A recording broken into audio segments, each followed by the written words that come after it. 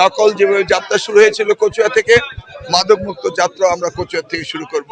দুর্নীতি ও মাদকের বিরুদ্ধে জিরো টলারেন্স নীতিতে কাজ করার ঘোষণা দিয়ে শিক্ষা, প্রাথমিক ও গণশিক্ষা মন্ত্রী আনম এহসানুল হক মিলন বলেছেন, নকলের বিরুদ্ধে যেমন কঠোর ব্যবস্থা নেওয়া হয়, ঠিক তেমনই দুর্নীতি ও মাদকের বিরুদ্ধেও কঠোর অবস্থান নেওয়া হবে। এ যাত্রা শুরু হবে কচুয়া থেকেই।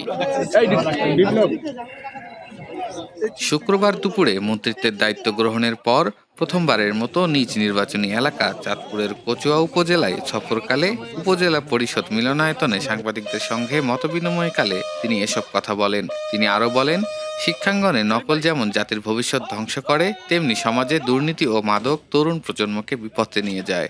তাই শিক্ষা প্রতিষ্ঠান থেকে শুরু করে প্রশাসনের প্রতিটি স্তরে স্বচ্ছতা ও জবাবদিহিতা নিশ্চিত করা হবে।